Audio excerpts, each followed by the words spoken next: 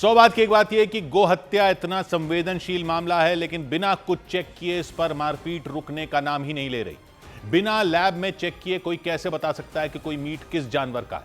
अलीगढ़ के हरदुआगंज इलाके में एक मीट के कारोबारी के साथ मारपीट कर दी गई। वो बाइक पर जा रहे थे, उनके पास कुछ मीट था। अचानक भीड़ ने रोक दिया, ये कहते हुए कि गोमांस ले जा रहे हैं। भीड़ ने बहुत बुरी तरह पीटा, इतना कि वो घायल हो गए। पुलिस को खबर मिली तो भीड़ को भगाया और घायल आदमी को अपने साथ ले आई। फिर पुलिस ने मीट का सैंपल लैब में चेक के लिए भेजा ताकि पता चले कि वो क्या था।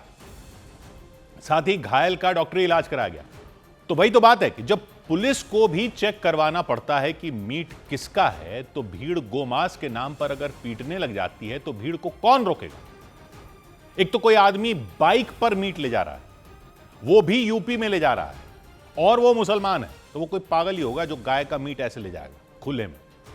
लेकिन अगर आपको पता लगा, किसी भी तरीके से पता लगा कि वो गोमांस है, तब भी आप तो शिकायत ही कर सकते हो ना। बिना चेक किए कैसे मार सकते हैं किसी को? जबकि उस आदमी के परिवार वालों ने बताया कि वो अतरौली कस्बे के रहने वाले हैं और पिछले 25 साल से हरदुआगंज में भैंस का मीट बेचते आ रहे हैं। 25 साल से बेच रहे हैं। उनका तर्क है कि अगर वो कुछ गलत बेचते, यानी गोमांस बेचते, तो इतने साल में कई बार पुलिस की कार्रवाई हो चुकी होती। वैसे तो यह भी कोई तर्क नहीं कि 25 साल में कोई कार्रवाई नहीं हुई, इसका मतलब यह है कि कुछ गलत नहीं कर रहे थे।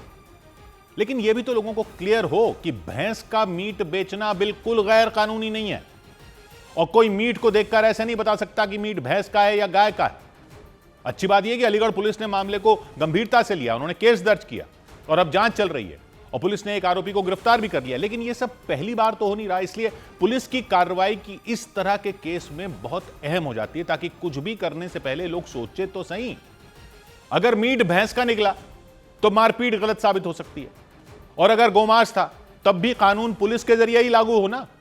हालांकि उत्तर प्रदेश के अलीगढ़ में गोमांस के शक में मीट कारोबारी को बुरी तरह पीटने के मामले में पुलिस ने एक आरोपी को गिरफ्तार कर लिया। पुलिस के मुताबिक गिरफ्तार किए गए आरोपी और उसके साथियों ने मिलकर शरीफ नाम के मीट कारोबारी को बुरी तरह पीटा था और उनकी मोटरसाइकिल में भी तोड़फोड़ की थी। पुलिस के मुताबिक हरदुआगंज इलाके में हनुमानगढ़ी रोड पर हमलावरों ने शरीफ को घेर लिया था। उन्हें बाइक से उतारकर गोमांस ले जाने के आरोप में गाली गलौज शुरू कर दी गई थी। भीड़ में मौजूद कुछ लोगों ने तो शरीफ को गालियां देते हुए पीटना शुरू कर दिया था। इस दौरान वहां मौजूद कुछ लोग पिटाई कर रहे लोगों को रोकते दिखे थे।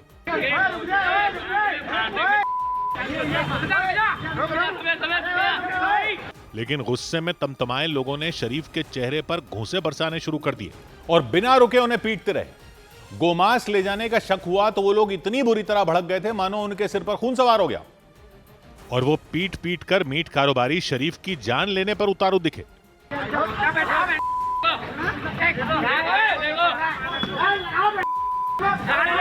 हालांकि वहां मौजूद कुछ लोग बार बार उन्हें पिटाई करने से रोकने की कोशिश करते दिखाई दिए। अरे ऐसा करो, मार क्यों रहे हो यार? पुलिस से बुलाना, पुलिस से बुला लो यार। तुम तो मारपीट कर रहे हो। अरे नहीं यार। बीच बचाव किए जाने के बावजूद गुस्साए में तमतमाए लोगों ने शरीफ को बुरी तरह मारा पीटा। एक व्यक्ति तो उनकी मोटरसाइकिल को तोड़ता दिखा। इस दौरान भीड़ में शामिल एक व्यक्ति ने मांस की बोरी को बीच सड़क पर ही खोल दिया। मांस देखने के बाद तो भीड़ का गुस्सा और बढ़ गया।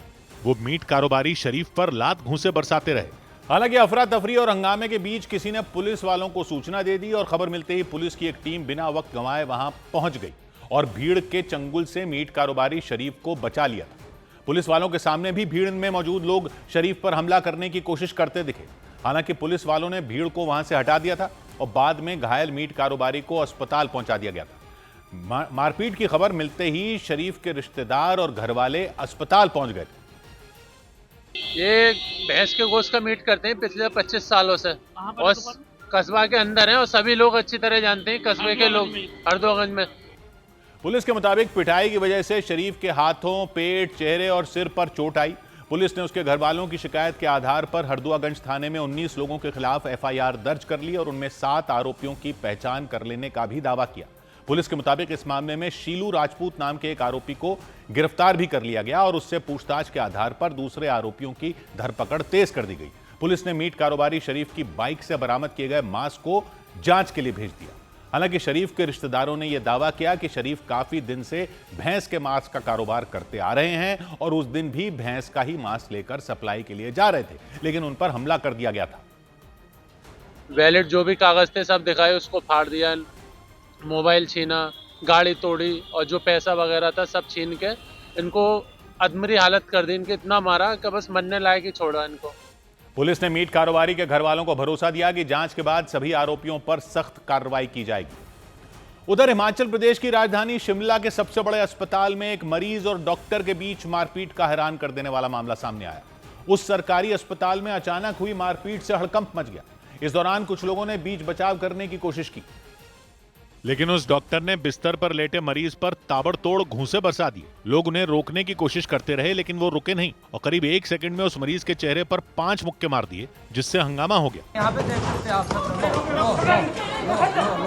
मारपीट का मामला शिमला के आईजीएमसी यानी इंदिरा गांधी मेडिकल कॉलेज अस्पताल का रहा। मारपीट के दौरान वहां खड़े एक व्यक्ति ने उस डॉक्टर का हाथ पकड़ने की कोशिश की, लेकिन वो हाथ छुड़ाकर उस मरीज की तरफ दौड़े और उन पर जबरदस्त हमला कर दिया। इस दौरान मरीज ने भी डॉक्टर पर लात चला दी, लेकिन वहां खड़े दूसरे डॉक्टर ने उनके पैर पकड़ लिए ताकि वो डॉक्टर को मार न सके। इस दौरान कुछ लोग गुस्से में आए डॉक्टर को भी शांत कराने की कोशिश करते रहे, लेकिन वो डॉक्टर शांत नहीं हुए और उस मरीज को कई घूंसे मारे। इससे पहले उस मरीज और डॉक्टर के बीच किसी बात को लेकर हाथापाई शुरू हो गई।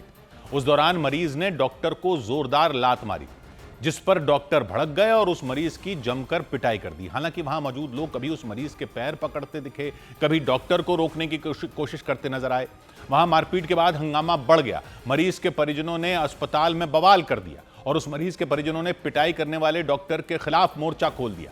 उनके परिजन के अलावा भी भारी संख्या में लोग वहां पहुंच गए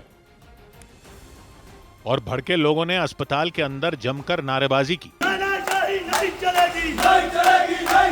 वहां भारी संख्या में भीड़ इकट्ठा हो गई और गुस्साए लोगों ने अस्पताल प्रबंधन से उस डॉक्टर को हटाने की मांग कर दी। लोगों ने आरोप लगाया कि उस डॉक्टर ने वहां इलाज करवाने आए मरीज से बेवजह बदसलूकी की, जिसे बर्दाश्त नहीं किया जाएगा। और जानकारी मिली कि आरोपी डॉक्टर के खिलाफ एफआईआर दर्ज करवा दी गई। अस्पताल में हंगामा बढ़ने पर पुलिस भी वहां पहुंच गई। पुलिस ने भड़के लोगों को समझाने की कोशिश की, लेकिन उन लोगों ने डॉक्टरों के कमरे को घेर लिया और उन्हें बाहर निकलने की मांग पर अड़ गए। वो लोग राघव नरूला नाम के उस डॉक्टर की गिरफ्तारी की मांग करने लग गए। इस दौरान पुलिस उन्हें शांत करवाने की कोशिश करती रही। जानकारी मिली कि मारपीट के आरोपों के बाद डॉक्टर को बर्खास्त कर दिया गया, लेकिन इसके बाद भी लोगों का गुस्सा शांत नहीं हुआ। संतुष्ट नहीं है सर हम इस चीज से। डॉक्टर ऑन स्पॉट होके भी फिर आप लीप पे महसूस को कर रहे हैं। इस दौरान वो लोग मारपीट के आरोपी डॉक्टर की गिरफ्तारी की मांग पर अड़े रहे। इधर उत्तर प्रदेश के बुलंदशहर की जिला पॉक्सो कोर्ट ने साल 2016 में हुए गैंगरेप केस के 5 दोषियों को उम्र कैद की सजा सुना दी। अदालत ने इसके साथ ही उन पर जुर्माना भी लगाया। गैंगरेप की इस घटना ने न सिर्फ उत्तर प्रदेश पुलिस, माफ कीजिएगा, न सिर्फ उत्तर प्रदेश बल्कि देश के कई इलाकों को झकझोर दिया। और उसी मामले में 9 साल तक चली सुनवाई के बाद जिला पॉक्सो कोर्ट ने सजा का ऐलान कर दिया। अदालत ने सभी 5 दोषियों साजिद, जुबैर, धर्मवीर, सुनील और नरेश को उम्र कैद की सजा दी। प्रत्येक अपराधी पर माननीय न्यायालय के द्वारा 1,81,000 रुपए का अर्थदंड आरोपित किया गया है। सरकारी वकील के मुताबिक मामले में 25 गवाहों और डीएनए टेस्ट की रिपोर्ट को पेश किया गया था। कोर्ट ने पिछले हफ्ते ही उन 5 आरोपियों को दोषी करार दिया था और अगली सुनवाई में इस भयानक घटना के दोषियों को सजा दे दी। गैंगरेप की इस घटना से हर कोई दहल गया था। घटना 28 जुलाई 2016 को बुलंदशहर में हुई थी। उस वक्त उत्तर प्रदेश के नोएडा से एक परिवार अपनी कार में बैठकर शाहजहांपुर जा रहा था, लेकिन बुलंदशहर में मौजूद नेशनल हाईवे 91 पर कुछ बदमाशों ने जबरदस्ती उनकी कार रुकवा दी थी। पुलिस के मुताबिक इसके बाद बदमाशों ने परिवार को बंधक बना लिया था और सभी सदस्यों को वो लोग खेत में ले गए थे। वहां पर उन्होंने महिला और उनकी नाबालिग बेटी का गैंगरेप किया था। गैंगरेप की इस घटना ने पूरे देश को हिलाकर रख दिया था। हर कोई सकते में आ गया था। बाद में पुलिस ने ताबड़तोड़ कार्रवाई शुरू करते हुए 5 आरोपियों को गिरफ्तार कर लिया था। उधर उत्तर प्रदेश के इटावा में एक महिला पर अपने पति को आत्महत्या के लिए उकसाने का आरोप लगाया गया। यूपी के इटावा में अपने पति को खुदकुशी के लिए उकसाने के आरोप में एक महिला को गिरफ्तार कर लिया गया। घटना सैफई थाना क्षेत्र की रही। वहां उमेश नाम के व्यक्ति ने 5 महीने पहले फांसी लगा ली थी। पुलिस ने आरोप लगाया कि उमेश की पत्नी लगातार उन्हें प्रताड़ित कर रही थी। उत्तर प्रदेश के शामली में बुर्का नहीं पहनने पर फारूक नाम के व्यक्ति ने अपनी पत्नी और 2 बेटियों की हत्या जिस पिस्तौल से गोली मारकर की थी, उसके सप्लायर को पुलिस ने दबोच लिया। पुलिस के मुताबिक आरोपी ने फारूक को 2 तमंचे और गोलियां दी थीं। जिसका नाम मुबारक है, जो थाना किराना का रहने वाला है, उसके पास से ही उसने वह तमंचा लिया था। लखनऊ में विधानसभा सत्र के दौरान विधानसभा भवन के नजदीक माल ढोने वाली गाड़ियों के ड्राइवरों ने प्रदर्शन किया। उन्होंने आरोप लगाया कि माल ढोने वाली छोटी गाड़ियों से भी भारी भरकम चालान वसूला जा रहा है। वहां प्रदर्शन कर रहे कई लोगों को पुलिस ने हिरासत में ले लिया। इधर उत्तर प्रदेश के संभल में रूबी नाम की महिला पर आरोप लगा कि उन्होंने अपने प्रेमी के साथ मिलकर अपने पति की बेरहमी से हत्या कर दी। पुलिस के मुताबिक हत्या के बाद आरोपियों ने घर के अंदर शव के कई टुकड़े किए और फिर उन टुकड़ों को अलग अलग जगहों पर फेंक दिया ताकि पुलिस को चकमा दिया जा सके। पुलिस के मुताबिक हत्या के कुछ दिन बाद उस महिला ने दिखावे के लिए अपने पति के लापता होने की रिपोर्ट दर्ज करवा दी। हालांकि रूबी नाम की महिला की 10 साल की बेटी ने पुलिस के सामने पूरी साजिश का भंडाफोड़ कर दिया। उस बच्ची ने अपने पिता के हत्यारों के लिए फांसी की सजा की मांग की। मैं ये चाहती हूँ जिसने भी मेरे पापा के साथ कर रहा है उसे फांसी होनी चाहिए। हत्या की यह सनसनीखेज घटना संभल के चंदौसी इलाके में हुई। उस इलाके में रहने वाले राहुल नाम के जूता कारोबारी 18 नवंबर को अचानक गायब हो गए थे। उनके गायब होने के कुछ दिन बाद उनकी पत्नी ने पुलिस में गुमशुदगी की रिपोर्ट दर्ज कराई थी। जांच शुरू हुई और करीब 27 दिन बाद 15 दिसंबर को कारोबारी का सड़ा गला शव एक नाले से बरामद किया गया था। लेकिन पुलिस के हाथ पांव तब फूल गए जब शव का सिर और हाथ गायब थे। शव की पहचान करने के बाद पुलिस कारोबारी के घर पहुंची। पुलिस को पड़ोस में रहने वाले लोगों से पूछताछ के बाद पता चला कि कारोबारी की पत्नी का अभिषेक नाम के व्यक्ति से प्रेम प्रसंग चल रहा। तक ने रंगे हाथों पकड़ लिया था अवैध संबंध बनाते हुए। उसके बाद में इन लोगों ने उसको अपने रास्ते से हटाने की ठानी की। तलाशी के दौरान घर के अंदर से लोहे की रॉड और लकड़ी का एक तख्त मिला। हीटर पर खून के सूखे धब्बे भी मिले। इसके बाद पुलिस ने कारोबारी की पत्नी से पूछताछ शुरू की। हालांकि कुछ देर तक उनकी पत्नी ने पुलिस को गुमराह करने की कोशिश की, लेकिन पुलिस की सख्ती के आगे वो टूट गई। उन्होंने पति की हत्या की बात भी कबूल कर ली। इसके बाद पुलिस ने महिला के प्रेमी बताए जा रहे अभिषेक और उनके गौरव नाम के दोस्त को गिरफ्तार कर लिया। जांच में पता चला कि अभिषेक और रूबी का काफी वक्त से प्रेम प्रसंग चल रहा था। महिला की बेटी ने बताया कि अभिषेक और गौरव अक्सर घर आते थे और उनके आने के बाद उनकी मां कमरा बंद कर लेती थी। हाँ, हमारे कमरे में से बाहर निकाल देते थे। कौन आते थे जब अभिषेक आते थे, कमरे से बाहर निकाल देते आपको? पुलिस सूत्रों के मुताबिक कारोबारी का अपनी पत्नी के साथ अक्सर झगड़ा होता था। दावा किया गया कि पति पत्नी के बीच समझौता कराने के बहाने अभिषेक उनके घर आते थे और पुलिस सूत्रों ने दावा किया कि घर आने जाने के दौरान कारोबारी की पत्नी के साथ उनके अवैध संबंध बन गए थे। महिला की बेटी ने बताया कि उसके पिता के बाहर जाने के बाद अक्सर अभिषेक घर आते थे और कई घंटों तक रहते थे। महिला की बेटी के मुताबिक वो उसके पिता को भला बुरा कहते थे और ये बताते थे कि कुछ महीनों बाद वो ही उसे पालेंगे। जिसका नाम अभिषेक है, वो हमसे ये कहते थे कि बस कुछ महीने की बात और है, फिर मैं आपको पालूंगा, मैं आपको रखूंगा, फिर बीच में से तुम्हारे पापा काटा हट जाएगा। पुलिस सूत्रों ने बताया कि वो महिला अपने प्रेमी के साथ रहना चाहती थी और इसीलिए उन्होंने प्रेमी के साथ मिलकर पति की हत्या की साजिश रची। पूछताछ में महिला ने बताया कि 18 नवंबर की रात को सोते वक्त प्रेमी और उसके दोस्त ने मिलकर उनके पति की हत्या कर दी थी। इसके बाद शव के कई टुकड़े कर उन्हें अलग अलग जगहों पर फेंक दिया था। पुलिस ने हत्या के आरोप में कारोबारी की पत्नी और उनके प्रेमी समेत 3 लोगों को गिरफ्तार कर लिया। उधर बिहार के गोपालगंज के एक सरकारी अस्पताल में बिजली गुल होने के बाद मोबाइल की टॉर्च की रोशनी में मरीजों का इलाज किया गया। बिजली जाने की वजह से करीब 1 घंटे तक इमरजेंसी वार्ड में खलबली के हालात रहे और उस दौरान वहां मौजूद डॉक्टर मोबाइल की टॉर्च की रोशनी में मरीजों का इलाज करते नजर आए। इमरजेंसी वार्ड में भर्ती मरीजों को इंजेक्शन भी मोबाइल फोन की टॉर्च की रोशनी में ही दिया गया। बताया गया कि पहले तो अस्पताल में बिजली आने का इंतजार किया गया, लेकिन जब काफी देर तक बिजली नहीं आई तो मोबाइल फोन की फ्लैशलाइट की रोशनी में इलाज किया गया और अस्पताल में अंधेरे में इलाज होने से मरीज भी परेशान दिखे। लोगों ने आरोप लगाया कि सदर अस्पताल में अक्सर बिजली चली जाती है, लेकिन अस्पताल प्रशासन की तरफ से बिजली की कोई वैकल्पिक व्यवस्था नहीं की गई और उसकी वजह से वहां इलाज कराने के लिए गए लोग परेशान दिखे। लाइट का ड्रामा रोज के इस समय का टॉर्च से देख रहे हैं, मोबाइल के टॉर्च से। कुछ लोगों ने बिजली के अभाव में अस्पताल में इलाज नहीं होने का भी आरोप लगाया। लाइट के अभाव में इलाज ही नहीं हो पा रहा है, अंधेरे में क्या इलाज। लाइट के टर्च से क्या इलाज होगा। लोगों ने बेहतर इलाज के लिए प्रशासन से अस्पताल में नियमित रूप से बिजली मुहैया कराने की मांग की।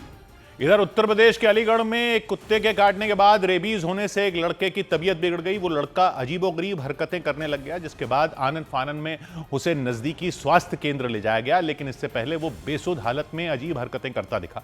वो कभी दांत से अपनी शर्ट को खींचने की कोशिश करता नजर आया, कभी अजीब तरीके से जीभ निकालता दिखा। उसकी ऐसी हालत देखकर लोग हैरान रह गए। इस दौरान उसके परिजनों ने उसे एक चारपाई से बांध रखा था ताकि वो किसी पर हमला ना कर सके। डरा देने वाला ये मामला अलीगढ़ के उटवारा गांव का रहा। लड़के की हालत बिगड़ने पर उसे तुरंत स्वास्थ्य केंद्र में भर्ती करवाया गया, जहां डॉक्टरों ने उसका इलाज शुरू कर दिया। नए तरीके से ये काटने जैसा व्यवहार कर रहे हैं, खुद को भी काट रहे हैं और लोगों को काटने के लिए भी दौड़ रहे हैं। इस बीच उस लड़के की तबीयत बिगड़ने के बाद उसे दिल्ली के एक अस्पताल रेफर कर दिया गया। सौभाग्य की एक बात यह कि देश प्रेम का सर्टिफिकेट मांगने और बांटने की कहानी थम नहीं रही है। हिमाचल प्रदेश के कांगड़ा जिले में डेरा इलाके में फिर एक कश्मीरी शॉल विक्रेता को जबरन भारत माता की जय कहने के लिए मजबूर करने की कोशिश की गई। बताया जा रहा है ये इस साल की 15वीं ऐसी घटना। वो शॉल बेच रहा था, उसका कहना था वो भी भारत से बहुत प्यार करता है, लेकिन वो ये नारा नहीं लगाया। अब ये एक अलग बहस है कि कुछ लोग ये नारा क्यों नहीं लगाना चाहते, लेकिन किसी को जबरन घेर कर नारा लगवाने से क्या हासिल करने की कोशिश हो रही है। अगर जुर्म बनाना है इसको तो कानून पास करवाओ और जुर्म बना दो इसको, और कानून भी हो जाए तब भी कोई रैंडम लोग किसी को पकड़कर जबरन इसका पालन करवाने लग जाएं, ये तो नहीं होगा ना। इससे साबित क्या हो रहा है? और अगर कोई नारा लगा दे तो वो सही हो जाएगा।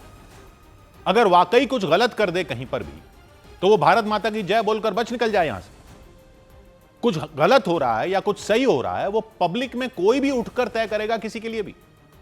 और सवाल इसलिए उठे क्योंकि हिमाचल प्रदेश के कांगड़ा जिले में घूम घूम कर शॉल बेचने वाले एक व्यक्ति पर भारत माता की जय बोलने का दबाव बनाया गया। नासिर नाम के उस व्यक्ति ने बताया कि वो कश्मीर के कुपवाड़ा के रहने वाले हैं और वो कांगड़ा में शॉल और सर्दियों के कपड़े बेचने के लिए पहुंचे। लेकिन एक आदमी ने नासिर को रोककर उनसे पूछताछ शुरू कर दी और उन पर दबाव बनाया कि वो भारत माता की जय का नारा लगाएं। भारत माता की जय बोल। भारत माता की जय नहीं बोलेंगे। नहीं बोलेंगे? नहीं बोलते। ऐसा क्यों? क्यों बोलेंगे? वही तो बात है, क्यों नहीं बोलते? भारत माता की जय बोलने में क्या है? भारत देश नहीं दे रहा। भारत हमारा देश है, हम अपने देश से वतन मोहब्बत प्यार करते हैं। कश्मीर के कुपवाड़ा के रहने वाले नासिर ने दो टूक कह दिया कि वो अपने देश से बहुत प्यार करते हैं, लेकिन भारत माता की जय नहीं बोलेंगे। और इसके लिए उन्होंने देश के संविधान से मिले अधिकारों का भी हवाला दिया। लेकिन नासिर से सवाल जवाब कर रहा वो आदमी लगातार दबाव बनाने की कोशिश करता रहा और इनकार करने पर धमकी भी दे डाली। ये बिट जाएगी फिर तेरी आगे देखना, तो भारत माता की जय नहीं बोल रहा है। मैं नहीं बोलूंगा यार, बनाओ कितना बनाना है, नहीं बोलेंगे। क्या बोलेगा फिर?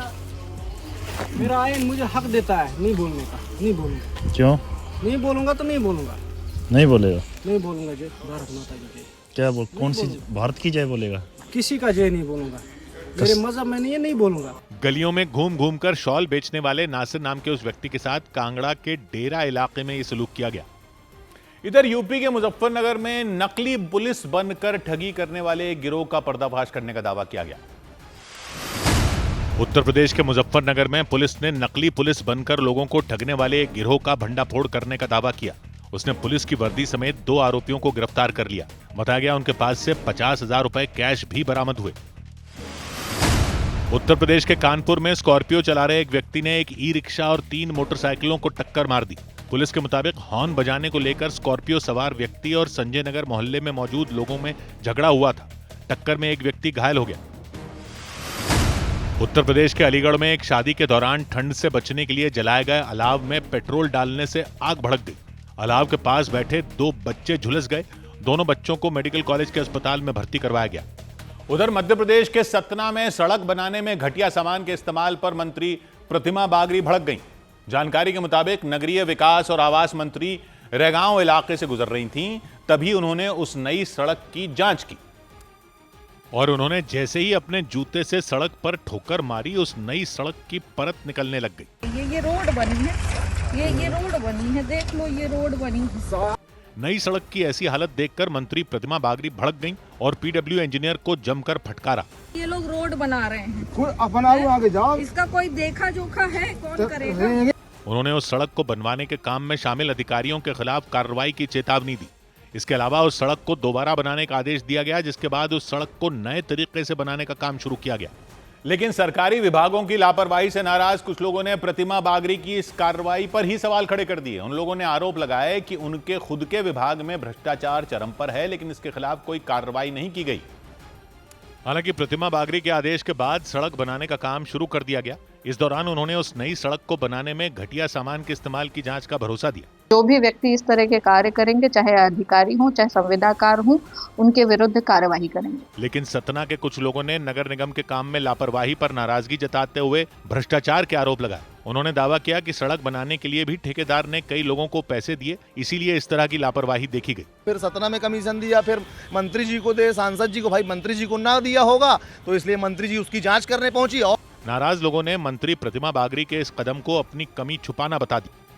उधर उत्तर प्रदेश में संभल की तरह अलीगढ़ में भी कुछ बच्चों ने कई साल पुराने जर्जर पड़े हाई टेंशन तार को हटाने के लिए प्रशासन से गुहार लगाई। कुछ रोज पहले संभल में 2 बच्चियों ने अपने घर की छत से इसी तरह एक तार को हटाने की अपील की थी।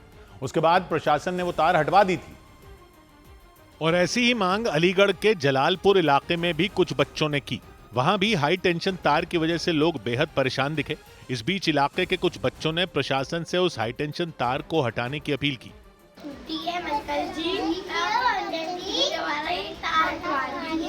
हमारा काम नहीं बन पा रहा है। लोगों के मुताबिक हाई टेंशन तार करीब 20 साल पुराना है और उससे अब बिजली भी नहीं गुजरती। इसके बावजूद उसे हटाया नहीं गया। कुछ लोगों ने थक हार कर तार के बीच ही अपने मकान भी बनवा लिए, लेकिन उन्हें हर वक्त खतरे का डर लगा रहता है। उधर मुंबई के नजदीक नवी मुंबई में बुर्का पहनकर पहुंचे बदमाशों ने गहनों की एक दुकान में लूट की। दिन दहाड़े हुई इस वारदात के बाद वहां हड़कंप मच गया और बुर्का पहनकर दुकान में घुसे आरोपियों ने पहले पिस्तौल दिखाकर दुकानदार को डराया। एक आरोपी उसके पास पिस्तौल लेकर खड़ा रहा। दूसरे लड़के दुकान में रखे गहने उठाकर बैग में भरने लग गए। उन लोगों ने थोड़ी ही देर में दुकान को खाली कर दिया। दूसरी तरफ दुकानदार उनके सामने गुहार लगाता रहा।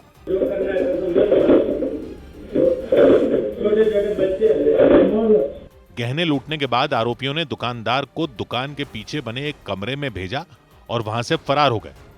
और लूट की वारदात के बाद आसपास के दुकानदारों में दहशत फैल गई। थोड़ी ही देर में वहां पुलिस की टीम भी पहुंची और जांच में सामने आया कि उस वारदात को 4 आरोपियों ने अंजाम दिया, जिनमें 3 लड़के बुर्का पहनकर दुकान में घुसे। वहीं चौथा आरोपी लोगों पर नजर रखने के लिए बाहर ही रुक गया। आरोपियों की तलाश के लिए पुलिस ने सीसीटीवी फुटेज की जांच की और वारदात के वक्त वहां मौजूद लोगों से भी पूछताछ की। पुलिस ने आरोपियों को जल्द से जल्द गिरफ्तार करने का भरोसा दिया। सौ बात की एक बात यह कि नवी मुंबई की गहनों की दुकान में लूट हो गई। लुटेरे बुर्का पहनकर आए थे। बुर्के में हथियार छुपाकर लुटेरे आए थे। अब अगर वो दुकान वाला बुर्का पहने हुए ग्राहकों की दुकान में एंट्री पर रोक लगा दे तो बुर्के पर प्रदर्शन करने वाले लोग क्या कहेंगे? और अगर बाकी दुकानदार भी ऐसा करने लगे तो क्या ये किसी धार्मिक स्वतंत्रता पर हमला होगा या लोगों की सुरक्षा का मामला माना जाएगा? ये एक बहुत ही अहम सवाल है जो कई बार खड़ा हो जाता है। बुर्का पहनने का हक है, वो अपनी जगह सही है, लेकिन बुर्के की आड़ में सुरक्षा को खतरा पहुंचाया जा सकता है, जुर्म भी किया जा सकता है। यह भी तो हकीकत है। यह बोलना इस्लामोफोबिया फैलाना कैसे हो जाता है? किसी भी धर्म के नाम पर यह धार्मिक परंपराओं के नाम पर यह दलील देकर कोई जुर्म किया जाएगा तो जुर्म रोकने के लिए क्या कदम न उठाए जाएं? सवाल सिर्फ गहनों की दुकान में हुई लूट का नहीं है। लोग हेलमेट का भी इस्तेमाल इसलिए करते हैं, लेकिन कोई दुकान वाला यह तो आराम से कह सकता है कि दुकान के अंदर आना है तो पहले हेलमेट उतारो, लेकिन बुर्का हटाने पर तो कहने पर ही बवाल हो जाता है। यह तो चलो प्राइवेट दुकान है तो कोई अपना नियम लगा भी दे, लेकिन सुरक्षा का सवाल तो किसी भी सार्वजनिक जगह पर खड़ा हो सकता है। तो इस तरह के किसी मामले में तो परंपरा और आजादी और मर्जी लागू नहीं हो सकती। सौ बात की एक बात, इधर दिल्ली के द्वारका इलाके में एक सिलेंडर में लगी आग को बुझाने के लिए पुलिस के एक कांस्टेबल ने अपनी जान जोखिम में डाली। पुलिस को 4 मंजिला एक इमारत में आग लगने की जानकारी मिली और कई पुलिसकर्मी उस इमारत में पहुंच गए। उनमें वो कांस्टेबल एक फ्लैट के किचन में दाखिल हुए और हिम्मत दिखाते हुए जलता हुआ सिलेंडर बाहर निकालते नजर आए।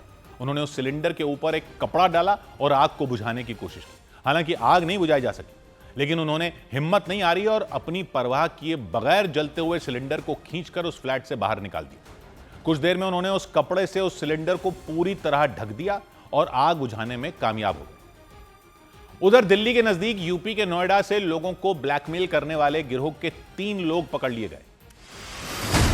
दिल्ली के पास नोएडा में पार्कों और हाईवे पर लोगों के अश्लील वीडियो रिकॉर्ड कर उन्हें ब्लैकमेल करने वाले गिरोह का पुलिस ने पर्दाफाश करने का दावा किया। बताया गया कि इस गिरोह से जुड़े 3 लोगों को पुलिस ने गिरफ्तार कर लिया और उनके पास से 12 मोबाइल फोन, 1 गाड़ी और 2 अवैध तमंचे बरामद किए गए। यूपी के हाथरस में जिलाधिकारी अतुल वत्स पल्स पोलियो अभियान की जांच के लिए ईंट भट्टों पर पहुंचे। उन्होंने वहां काम करने वाले मजदूरों से बात की और उनके बच्चों को पोलियो ड्रॉप पिलाने के बारे में जानकारी ली। इस दौरान उन्होंने अधिकारियों को किसी भी तरह की लापरवाही नहीं बरतने के आदेश दिए। उधर लखनऊ में मेडिकल कॉलेज के अस्पताल के एक रेजिडेंट डॉक्टर पर धर्मांतरण का दबाव बनाने का आरोप लगने के बाद बवाल हो गया। आरोप लगा कि रमीज मलिक नाम के रेजिडेंट डॉक्टर ने अपने साथ काम करने वाली एक डॉक्टर को प्रेम जाल में फंसाया और फिर शादी के लिए धर्म बदलवाने का दबाव बनाया। और इसी के विरोध में विश्व हिंदू परिषद और बजरंग दल के कार्यकर्ताओं ने मोर्चा खोल दिया। उन्होंने लखनऊ के सबसे बड़े सरकारी अस्पताल केजीएमयू के बाहर नारेबाजी की। प्रदर्शनकारियों ने केजीएमयू में तैनात रेजिडेंट डॉक्टर रमीज मलिक को बर्खास्त करने की मांग की। उसको इस विश्वविद्यालय से निष्कासित किया जाए, हमेशा के लिए उसको डिबार किया जाए, बाहर किया जाए। उत्तराखंड के रहने वाले रमीज मलिक पर उनके साथ काम करने वाली रेजिडेंट डॉक्टर ने गंभीर आरोप लगाए और दावा किया कि शादीशुदा रमीज मलिक ने झूठ बोलकर उनसे दोस्ती की और बाद में धर्मांतरण का दबाव बनाया। बताया गया कि इस बात से शिकायतकर्ता इतनी ज्यादा परेशान हो गई कि उन्होंने खुदकुशी की भी कोशिश की थी। हालांकि उनकी जान बच गई। रेजिडेंट डॉक्टर रमीज मलिक पर आरोप लगाने वाली शिकायतकर्ता ने इस मामले को महिला आयोग के सामने भी उठाया। Since July, I was in a relationship with this person, and then after I've discovered that he was married, I was harassed after that.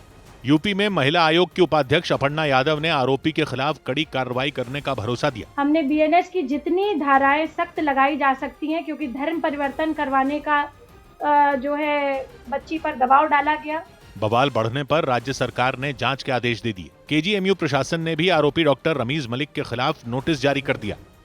उधर जम्मू कश्मीर के श्रीनगर से करोड़ों के ड्रग्स के साथ 2 तस्कर दबोच लिए गए। जम्मू कश्मीर पुलिस ने श्रीनगर में 2 कुख्यात ड्रग्स तस्करों की करीब 1 करोड़ 20 लाख रुपए की संपत्ति जब्त करने का दावा किया। ये कार्रवाई ड्रग्स तस्करी के खिलाफ जारी अभियान के तहत की गई। पुलिस के मुताबिक इस दौरान एक 2 मंजिला मकान को भी सील कर दिया गया। उत्तराखंड के हरिद्वार में मानसिक रूप से बीमार एक महिला को खंबे से बांधकर बेरहमी से पीटा गया। लोगों ने उस महिला को एक घर में घुसने के दौरान पकड़ लिया था। इसके बाद चोरी के शक में लोगों ने उनकी पिटाई कर दी। इस मामले में पुलिस ने 6 लोगों के खिलाफ केस दर्ज कर लिया। यूपी के कानपुर में आवारा कुत्तों के बढ़ते हमलों के बाद प्रशासन की टीम ने खतरनाक कुत्तों को पकड़ने की कोशिश तेज कर दी। बताया गया कि ऐसे कुत्ते जिन्होंने किसी आदमी को एक बार काटा हो, उन्हें 10 दिन के लिए शेल्टर होम में रखा जाएगा और अगर कोई कुत्ता 2 बार या उससे ज्यादा बार किसी इंसान को काटता है तो उसे हमेशा के लिए शेल्टर होम में रखा जाएगा। उधर अरावली पर्वत श्रृंखला पर सुप्रीम कोर्ट के फैसले के बाद राजस्थान और हरियाणा में बवाल हो गया। उदयपुर में तो जिला कलेक्ट्रेट के बाहर अलग अलग संगठनों और राजनीतिक पार्टियों से जुड़े लोगों ने इकट्ठा होकर खूब हंगामा किया और केंद्र सरकार के खिलाफ जमकर नारेबाजी की। प्रदर्शन में शामिल लोगों ने अरावली पर्वत श्रृंखला को बचाने की मुहिम को लेकर बड़े आंदोलन की चेतावनी दी।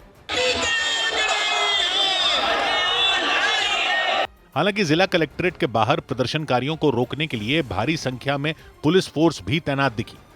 लोहे की बैरिकेडिंग भी लगा दी गई, लेकिन हंगामा कर रहे लोग उस बैरिकेडिंग के ऊपर चढ़ गए।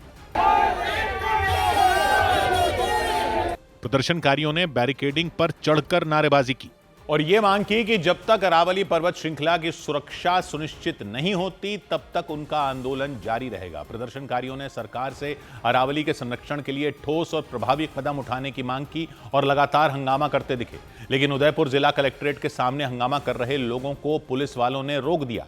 पुलिस वालों ने प्रदर्शनकारियों को आगे बढ़ने से रोका तो हालात बिगड़ गए। वहां धक्का मुक्की शुरू हो गई। कुछ प्रदर्शनकारियों और पुलिस वालों के बीच झड़प होती दिखी।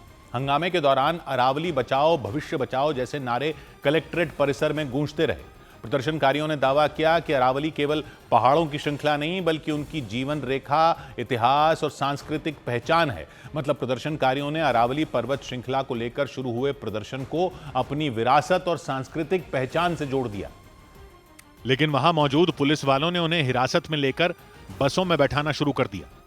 प्रदर्शन में शामिल कांग्रेस पार्टी के कार्यकर्ताओं को पुलिस ने थाने भेजने के लिए एक बस में बिठाया। इस दौरान वहां अफरा तफरी जैसे हालात बन गए। कांग्रेस की महिला कार्यकर्ताओं ने चीखना चिल्लाना शुरू कर दिया।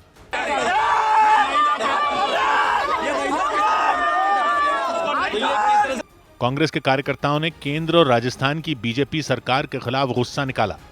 प्रदर्शनकारियों के मुताबिक अरावली पर्वत श्रृंखला के साथ होने वाली छेड़छाड़ का सीधा उन पर असर पड़ेगा, क्योंकि उनकी भौगोलिक स्थिति ऐसी है। दावा किया जाता है कि अरावली पर्वत श्रृंखला भारत की सबसे प्राचीन पर्वत श्रृंखलाओं में एक है। अरावली की पहाड़ियां उत्तर पूर्व से दक्षिण पश्चिम दिशा में करीब 700 किलोमीटर तक फैली हुई हैं, जबकि इसका करीब 550 किलोमीटर का हिस्सा राजस्थान में मौजूद है और उदयपुर शहर तो चारों तरफ से अरावली पर्वत श्रृंखला की पहाड़ियों से घिरा हुआ है। जानकारों के मुताबिक अरावली की पहाड़ियां गर्म हवाओं और रेतीले तूफान के प्रभाव को काफी हद तक रोकती हैं। इतना ही नहीं, ये पहाड़ियां मानसूनी हवाओं को रोककर उदयपुर और उसके आसपास के इलाकों में बारिश करवाने में मददगार साबित होती हैं। यानी अरावली की पहाड़ियां उदयपुर के लिए किसी सुरक्षा कवच की तरह काम करती हैं और अरावली पर्वत श्रृंखला को नुकसान होने पर उदयपुर शहर में परेशानियां बढ़ सकती हैं। इसी वजह से अरावली बचाओ अभियान का सबसे ज्यादा असर उदयपुर में ही देखने को मिला और वहां केवल विपक्ष ही नहीं बल्कि कई सामाजिक संगठन, पर्यावरण प्रेमी और कुछ आम लोग भी सड़कों पर उतर आए। विवाद की शुरुआत सुप्रीम कोर्ट के एक फैसले से हुई। गुजरात, राजस्थान, हरियाणा और दिल्ली तक फैली अरावली पर्वत श्रृंखला को लेकर सुप्रीम कोर्ट ने 20 नवंबर को फैसला दिया था, जिसके मुताबिक कोई पहाड़ी या भूमि तभी अरावली की पहाड़ी मानी जाएगी जब वो आसपास की जमीन से कम 100 मीटर ऊंची हो। कोर्ट ने यह फैसला वन पर्यावरण मंत्रालय की समिति की सिफारिशों को स्वीकार करते हुए दिया था। कोर्ट के मुताबिक पहाड़ियों की पहचान आसान करने और अवैध खनन पर रोक लगाने के मकसद से यह फैसला लिया गया। हालांकि सुप्रीम कोर्ट ने अपने फैसले में यह भी कहा था कि सरकार को पूरे इलाके की वैज्ञानिक मैपिंग करानी होगी और एक मजबूत योजना बनानी होगी कि कहां खनन हो सकता है, कहां नहीं हो सकता। लेकिन सुप्रीम कोर्ट के इस फैसले के बाद बखेड़ा खड़ा हो गया। अलग अलग सामाजिक संगठनों और पर्यावरण प्रेमियों ने इस फैसले को खनन रोकने वाला नहीं बल्कि खनन को बढ़ावा देने वाला बता दिया। उनके मुताबिक सुप्रीम कोर्ट के नए फैसले का असर अरावली पर्वत श्रृंखला के 90% से ज्यादा हिस्से पर पड़ेगा। यानी अरावली के 90% पहाड़ 100 मीटर की ऊंचाई के तय मानक को पार ही नहीं कर पाएंगे, क्योंकि अरावली पर्वत श्रृंखला की ज्यादातर ढलानों और पहाड़ियों की ऊंचाई 100 मीटर से कम है उनके मुताबिक। और अगर उन सभी को अरावली पर्वत श्रृंखला का हिस्सा नहीं माना गया तो वो संरक्षण से बाहर हो जाएंगे। दावा किया जाने लगा कि इससे खनन माफिया के लिए नए रास्ते खुल जाएंगे।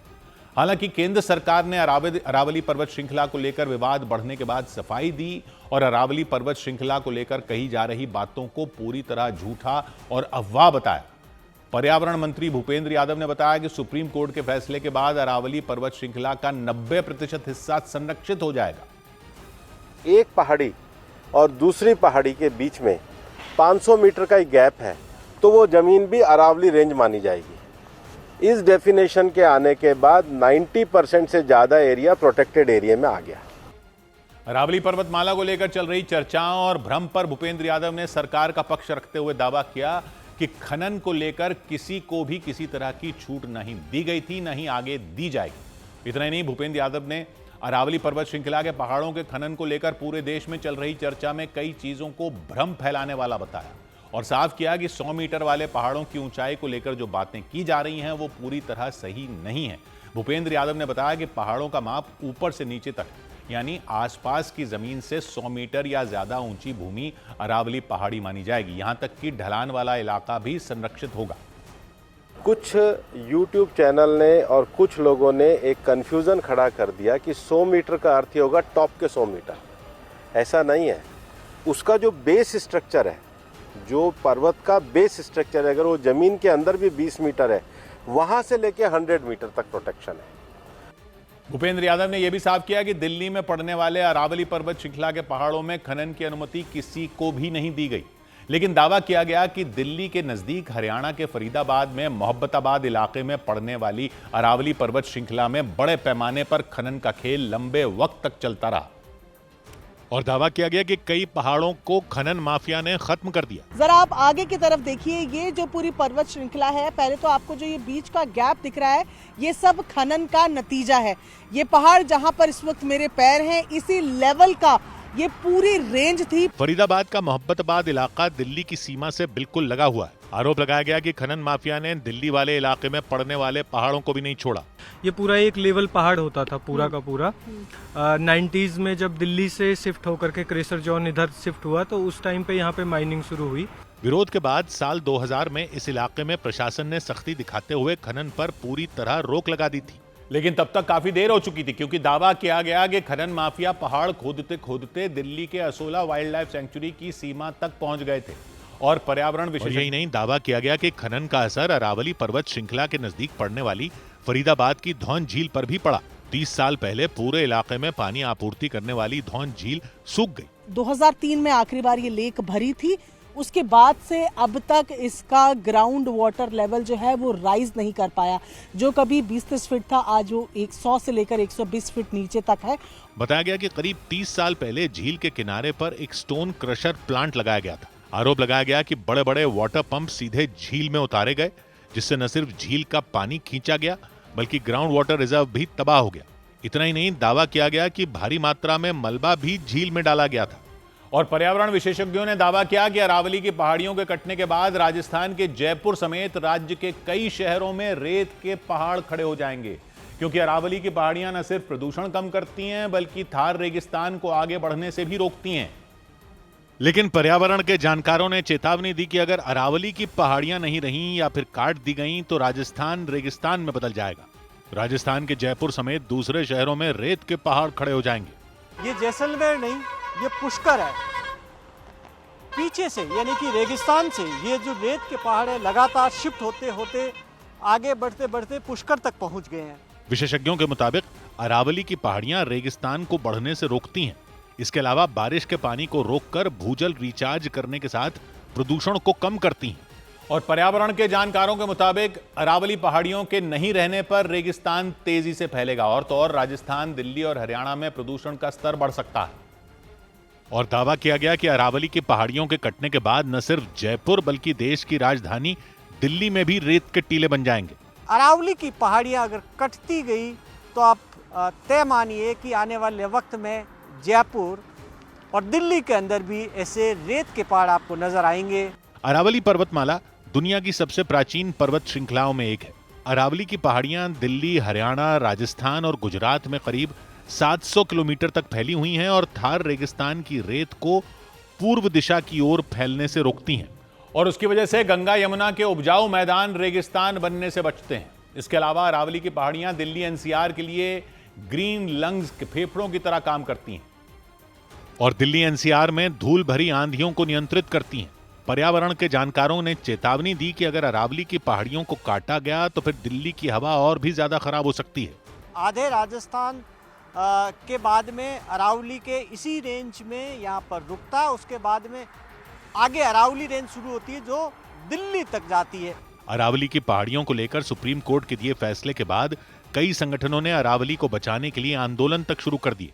इस सब के बीच न्यूज 18 की टीम राजस्थान के पुष्कर पहुंची और न्यूज 18 की टीम ने वहां यह दिखाने की कोशिश की कि अरावली की पहाड़ियों को अगर काट दिया गया तो थार रेगिस्तान कितनी तेजी से आगे बढ़ सकता है, क्योंकि करीब 5 साल पहले पुष्कर के पास अरावली की एक पहाड़ी को काट कर बीकानेर को जयपुर से जोड़ने के लिए एक हाईवे बनाया गया था।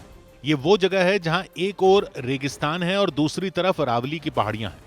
यहां इन पहाड़ियों की ऊंचाई 50 मीटर से नीचे है, लेकिन जैसे ही पहाड़ी को काटा गया रेगिस्तान की रेत पहाड़ी को लांघकर अजमेर की ओर बढ़ गई। ये इतना बड़ा कट हुआ, उसके बाद में यही रेत मिट्टी उड़ उड़ कर आकर यहाँ दूसरी तरफ जहाँ मैं खड़ा हूँ पुष्कर की तरफ, यहाँ देखिए कि एक रेत का पहाड़ खड़ा हो गया। इसी बात से अंदाजा लगाया गया कि अगर बाकी की पहाड़ियों को ऐसे काट दिया गया तो रेत के पहाड़ जयपुर, अजमेर ही नहीं बल्कि दिल्ली तक पहुंच जाएंगे। इधर दिल्ली के नजदीक यूपी के गाजियाबाद में एक हाउसिंग सोसाइटी के गार्ड को अगवा करने की कोशिश की गई। दिल्ली के पास यूपी के गाजियाबाद में एक हाउसिंग सोसाइटी के गार्ड को मारपीट के बाद अगवा करने की कोशिश की गई। घटना क्रॉसिंग रिपब्लिक थाना क्षेत्र में हुई। 5-7 आरोपियों ने गार्ड को जबरन गाड़ी में बैठाया, हालांकि कुछ देर बाद उसे छोड़ दिया गया। पंजाब के पटियाला में ऑनलाइन फ्रॉड में 8 करोड़ रुपए गंवाने के बाद रिटायर्ड आईपीएस अधिकारी अमर सिंह चहल ने खुद को गोली मार ली। गोली लगने से वो बुरी तरह घायल हो गए, जिसके बाद उन्हें तुरंत अस्पताल पहुंचाया गया। खबर है उनके पास से 12 पन्नों का एक सुसाइड नोट भी मिला। उधर हरियाणा के यमुनानगर में एक महिला के अपहरण का आरोप उनके परिवार वालों पर लगाया गया। बताया गया 2 महीने पहले मुस्लिम समुदाय की उस महिला ने अपने परिवार की मर्जी के खिलाफ हिंदू समुदाय के एक व्यक्ति से शादी की थी, लेकिन इसकी वजह से उनके परिवार के लोग नाराज हो गए और उस महिला के ससुराल वालों ने उनके परिवार पर अपहरण करने का आरोप लगा दिया। इतना ही नहीं, शबाना नाम की उस महिला के परिवार वालों पर एक गाड़ी में तोड़फोड़ करने का भी आरोप लगा। वहां सड़क के किनारे खड़ी उस गाड़ी के शीशे टूटे हुए नजर आए। मेरी बहू है सगी, उसका भी चोट मारी जी, मेरे बेटे का भी चोट मारी जर, जो लड़की है जो ना लेकर चले गए उसका भी बुरा हाल कर रखा जी ने। शबाना के ससुराल वालों ने आरोप लगाया कि 2 कारों में सवार लोगों ने उनका पीछा किया और यमुनानगर में जगाधरी पांवटा साहिब नेशनल हाईवे पर उन्होंने उनकी गाड़ी को चारों तरफ से घेर लिया और आरोप लगा कि दिन दहाड़े हमला करके उन्होंने शबाना का अपहरण कर लिया। इस दौरान उस गाड़ी में शबाना के साथ उनके पति मनीष और 2 बच्चे भी बैठे थे। बताया गया वो लोग इस हमले में घायल हो गए और इसके बाद उन्हें अस्पताल में भर्ती कराया गया। शबाना के ससुराल वालों के मुताबिक वो लोग यमुनानगर के नत्थनपुर गांव से बलौली गांव जा रहे थे। इसी बीच उन पर हमला किया गया। बताया गया कि 2 महीने पहले शबाना ने अपने परिवार की मर्जी के खिलाफ जाकर बलौली गांव के रहने वाले मनीष से शादी की थी, इसलिए शबाना के परिवार के लोग उनकी शादी से खुश नहीं थे। तो लड़की वाले ने नीचे हमला करके लड़की को यहाँ से ले गए। 3-4 जने थे, लाल रंग की ब्रेजा गड्डी थी, उसमें इन पे हमला किया और लड़की को साथ ले गए। यमुनानगर के उर्जनी गांव के पास सरेआम हुई तोड़फोड़ और अपहरण की घटना के बाद पुलिस ने केस दर्ज कर लिया और जांच में जुट गई। इधर यूपी के मथुरा में राधा वल्लभ मंदिर में श्रद्धालुओं के बीच मारपीट हो गई। उत्तर प्रदेश के मथुरा में राधा वल्लभ मंदिर में श्रद्धालुओं के 2 गुटों में जमकर मारपीट हुई और उन दोनों गुटों के कुछ श्रद्धालु घायल हो गए। वहां उनके बीच हुई मारपीट की वजह का पता नहीं चल सका। जम्मू कश्मीर के पुंछ में पुलिस ने भारी बर्फबारी के बीच फंसे 3 लोगों की जान बचा ली। उनकी कार बर्फ में फंस गई थी और वो वहां से नहीं निकल पा रहे थे। उन्होंने वीडियो संदेश भेजकर प्रशासन से मदद की अपील की थी। जम्मू कश्मीर के शोपियां में सेना के लिए सड़क बनाने वाली संस्था BRO की टीम ने मुगल रोड से बर्फ हटाने का काम शुरू किया। वहां हुई भारी बर्फबारी से गाड़ियों के गुजरने पर रोक लगा दी गई थी। उधर कोडीन कफ सिरप तस्करी केस में उत्तर प्रदेश के मुख्यमंत्री योगी आदित्यनाथ ने समाजवादी पार्टी को घेर लिया और विधानसभा में चर्चा के दौरान उन्होंने एक तस्वीर दिखाई। उन्होंने समाजवादी पार्टी के अध्यक्ष अखिलेश यादव के साथ आरोपियों की तस्वीर होने का दावा किया। लाइसेंस समाजवादी पार्टी ने जारी किया था। आलोक सिपाही है पक्का सफाई, ये भी तय है। अखिलेश यादव के साथ उसके फोटो हैं कि नहीं है कि नहीं है? मुख्यमंत्री योगी आदित्यनाथ ने कोडीन कफ सिरप केस के आरोपी आलोक सिपाही से अखिलेश यादव को गिफ्ट मिलने का भी दावा किया और उसके साथ ही मुख्यमंत्री योगी आदित्यनाथ ने कोडीन कफ सिरप तस्करी केस के सभी आरोपियों के जल्द से जल्द गिरफ्तार किए जाने का भरोसा दिया। उन्होंने समाजवादी पार्टी के नेताओं पर लोगों को गुमराह करने का आरोप लगाया। क्योंकि जब सरकार की कार्रवाई अपने अंतिम उस तक जाएगी तो आप में से बहुत सारे लोग फतिया पढ़ने के लिए जाएंगे वहां। तो आपको फतिया पढ़ने के लायक भी हम नहीं छोड़ेंगे, तब तक ऐसी कार्रवाई हम कर देंगे। उन्होंने SIT की जांच पूरी होने के बाद दोषियों के खिलाफ सख्त कार्रवाई करने का भरोसा दिया और यूपी विधानसभा में चर्चा के दौरान मुख्यमंत्री योगी आदित्यनाथ के नमूने वाले बयान पर भी हंगामा हो गया। सदन में मौजूद समाजवादी पार्टी के विधायकों ने उनके बयान का विरोध किया क्योंकि चर्चा के दौरान उन्होंने बिना नाम लिए अखिलेश यादव पर निशाना साधा। देश के अंदर 2 नमूने हैं, एक दिल्ली में और एक लखनऊ में बैठते हैं। जब देश में कोई चर्चा होती है तो तुरंत वह देश छोड़ करके भाग जाते हैं और मुझे लगता है कि यही आपके बबुआ के साथ भी हो रहा होगा। समाजवादी पार्टी के नेता माता प्रसाद पांडे ने उनके बयान पर विरोध जताया। आपने कहा 2 नमूने हैं, एक समाजवादी पार्टी है, तो उन्होंने किसी का नाम नहीं लिया। ये नमूने नहीं है, अपने ऊपर कैसे समझ? ये नमूने नहीं है। और फिर विधानसभा में हंगामा शुरू हो गया। इधर महाराष्ट्र के पुणे में निकाय चुनाव में एनसीपी अजीत पवार गुट की जीत पर हुए जश्न के दौरान आग लग गई। वहां आग में झुलसने की वजह से 18 लोग घायल हो गए। इसके बाद तो खुशी का माहौल मातम में बदल गया क्योंकि भीड़ के बीच से अचानक ही तेज लपटें उठती नजर आईं।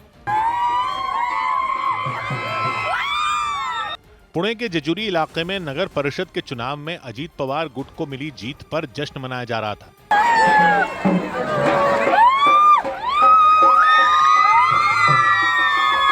इस दौरान वहां के खंडोबा मंदिर परिसर में विजय जुलूस निकाला गया, लेकिन गुलाल उड़ाते वक्त अचानक आग भड़क गई।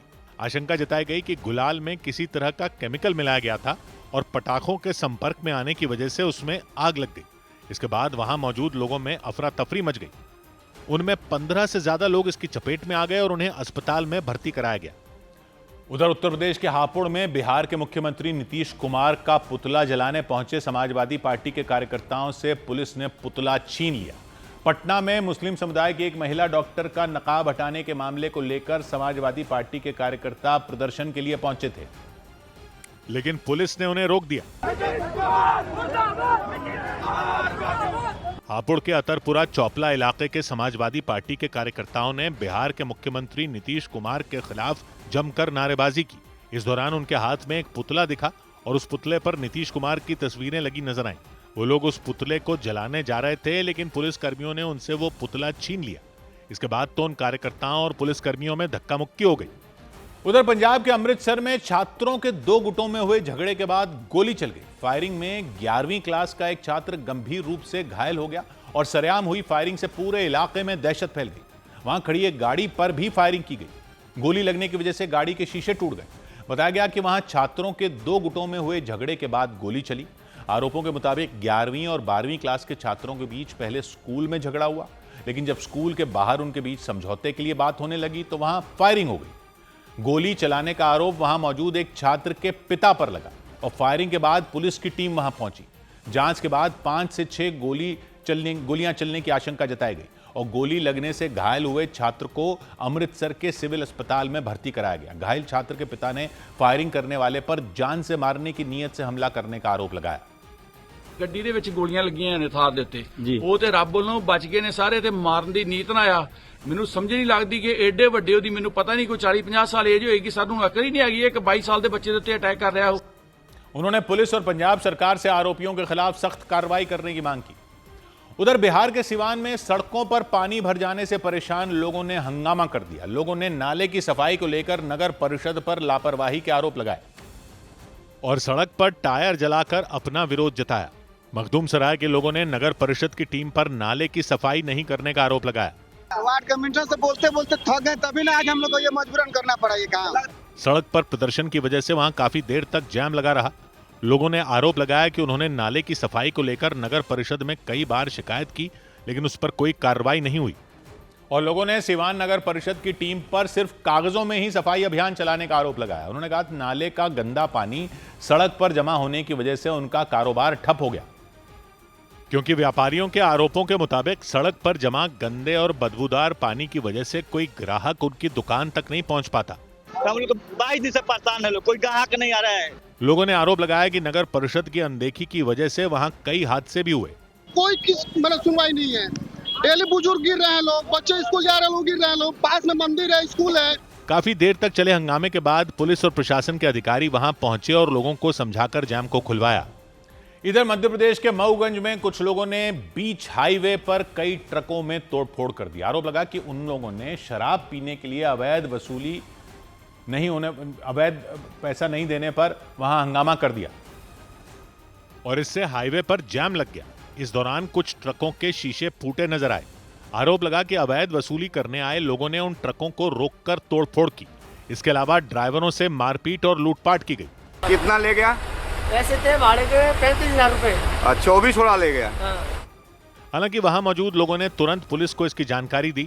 पुलिस के मुताबिक आरोपी नशे की हालत में हंगामा कर रहे थे। जो हाईवे पे जा रहे ट्रक है उनको रोककर उनसे जो है पैसे मांग रहा है दारू पीने के लिए। इस घटना के बाद पुलिस ने मारपीट करने के आरोप में 2 लोगों को गिरफ्तार कर लिया।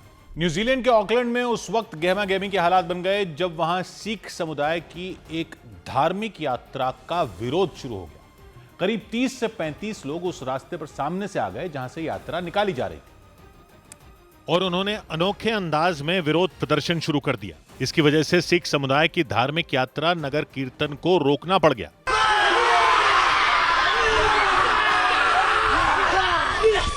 दोनों गुटों के लोग आमने सामने आ गए। यात्रा का विरोध करने वाले लोगों ने हाका डांस किया। ये डांस न्यूजीलैंड के मूल निवासी माओरी समुदाय का पारंपरिक नृत्य है। प्रदर्शनकारी पैरों को जमीन पर पटकते और आंखों को बड़ी करके जोर जोर से आवाजें निकालते नजर आए।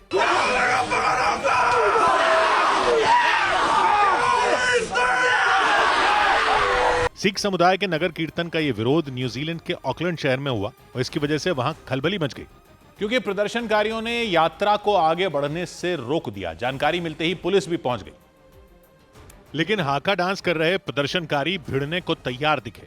उन्होंने सिख समुदाय के लोगों को उकसाने की भी कोशिश की।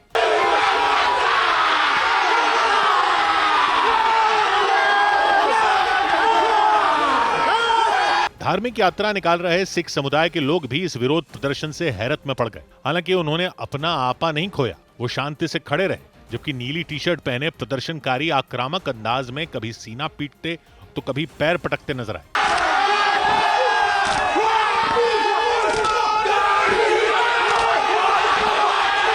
बवाल बढ़ता देख पुलिस ने बीच बचाव किया और दोनों पक्षों को समझा बुझाकर दूर करने की कोशिश की, लेकिन धार्मिक यात्रा का विरोध करने वाले लोगों पर इसका कोई असर नहीं हुआ। और तो और एक प्रदर्शनकारी तो पुलिस की मौजूदगी में ही अपनी टी शर्ट को दिखाते हुए सिख समुदाय के लोगों के करीब पहुंच गया।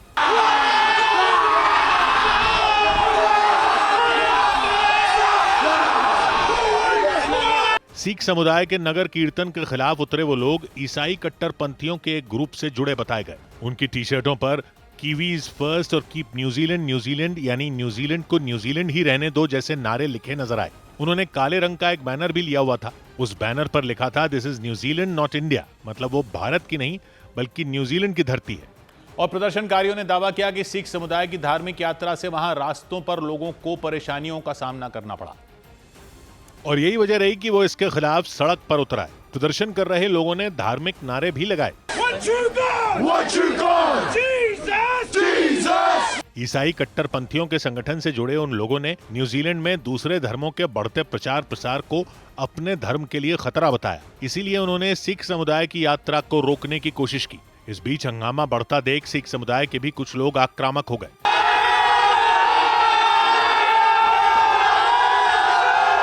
दोनों गुटों के बीच झड़प के हालात बन गए। हालांकि ऑकलैंड की पुलिस ने बीच बचाव किया, तब जाकर मामले को शांत कराया जा सका। उधर तुर्की की संसद में उस वक्त हड़कंप मच गया जब बजट पर हुई वोटिंग के दौरान सांसदों के बीच मारपीट हो गई। वहां दो पार्टियों के सांसदों में कहासुनी हुई और देखते ही देखते बात मारपीट तक पहुंच गई और तुर्की की संसद जंग का मैदान बन गई। वहां एक सांसद ने दूसरे सांसद पर जोरदार थप्पड़ जड़ दिया, जिससे बात बिगड़ गई। इसके बाद दोनों पक्षों के सांसद आपस में भिड़ गए। मारपीट की वजह से वहां अफरा तफरी मच गई। बाकी सभी सांसद अपनी सीट छोड़कर खड़े हो गए। काफी देर तक हंगामा चलता रहा। जानकारी के मुताबिक वहां 2026 के बजट को लेकर मतदान होना था, लेकिन इससे पहले ही बवाल हो गया। हालांकि हंगामा शांत होने पर बजट का बिल पास कर दिया गया।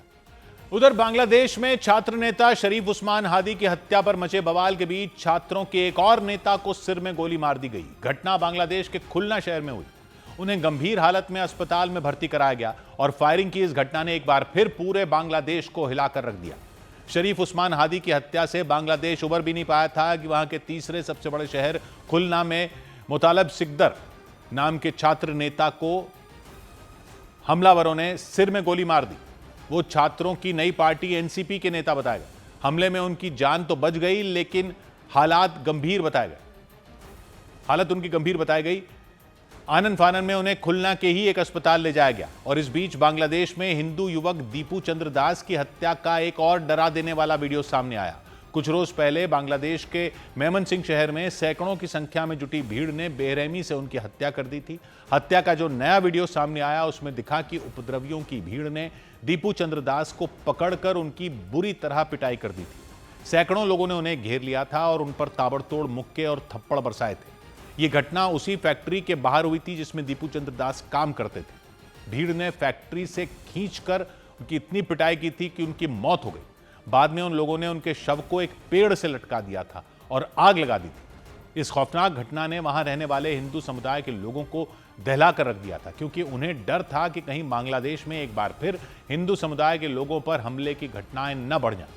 इस बीच वहां की राजधानी ढाका में हिंदू समुदाय से जुड़े कई संगठनों ने इस घटना के विरोध में प्रदर्शन किया और इस प्रदर्शन में बांग्लादेश के अलग अलग शहरों से आए कई संगठनों ने भी हिस्सा लिया। उन्होंने हिंदू युवक दीपू चंद्र दास की हत्या पर नाराजगी जताई और वहां की अंतरिम सरकार से यह मांग की कि वो अल्पसंख्यकों की सुरक्षा बढ़ाए। इन संगठनों ने हाथों में बैनर लेकर अपना विरोध जताया।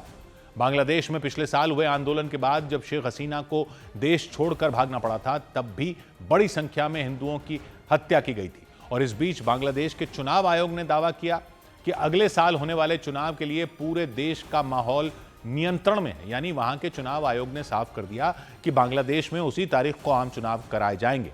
इस मुद्दे पर राजधानी ढाका में वहां के चुनाव आयोग ने सुरक्षा एजेंसियों के साथ अहम बैठक की और इसमें फैसला लिया गया कि अगले साल 12 फरवरी को ही बांग्लादेश में संसदीय चुनाव होंगे। दावा किया गया कि शरीफ उस्मान हादी की हत्या के बाद भड़की हिंसा और विरोध प्रदर्शनों के बावजूद पूरे देश के हालात नियंत्रण में हैं और चुनाव कराने में कोई परेशानी नहीं होगी। उधर मध्य प्रदेश के रीवा में सड़क हादसे की चपेट में आए एक बच्चे को दूर तक घसीट दिया गया। मध्य प्रदेश के रीवा में एक तेज रफ्तार मोटरसाइकिल ने सड़क पार रहे एक बच्चे को कई मीटर तक घसीट दिया। सड़क पार करते वक्त तेज रफ्तार मोटरसाइकिल ने बच्चे को टक्कर मार दी और वहां से भागने की कोशिश में उसे काफी दूर तक घसीट दिया। झारखंड के सरायकेला में एक पेट्रोल पंप पर जमकर तोड़फोड़ और मारपीट की गई। बताया गया कि वो मोटरसाइकिल में तेल भरवाने के लिए आए कुछ लोगों का पेट्रोल पंप के कर्मचारियों से झगड़ा हो गया। इसी के बाद उन्होंने वहां उत्पात मचा दिया। सौबात की एक बात यह कि अरावली पर्वत श्रृंखला को लेकर इतना बवाल क्यों मचा हुआ है, यह समझने की जरूरत है। पब्लिक ये समझ ही नहीं पा रही कि ऐसा क्या है अरावली की पहाड़ियों में कि ये रेगिस्तान को फैलने से रोकती हैं। ये जो पहाड़ियां ये देखने में तो बड़े पहाड़ों जैसी लगती भी नहीं है, लेकिन असल में ये भारत की सबसे पुरानी पर्वत श्रृंखलाओं में एक है। ये गुजरात से शुरू होकर राजस्थान, हरियाणा और दिल्ली तक फैली हुई है। इस श्रृंखला की कुल लंबाई लगभग 700 किलोमीटर है। मतलब जैसे हिमालय तो भारत की पूरी उत्तरी सीमा के साथ साथ चलते हैं। भारत में जम्मू कश्मीर और लद्दाख से लेकर हिमाचल, उत्तराखंड से होते हुए नेपाल, सिक्किम, भूटान से आगे जाकर उत्तर पूर्व में अरुणाचल तक सारा हिमालय है। यानी एक तरह से ये तिब्बत के दक्षिणी बॉर्डर के रूप में काम करता है। हिमालय क्रॉस करते ही तिब्बत आ जाता है।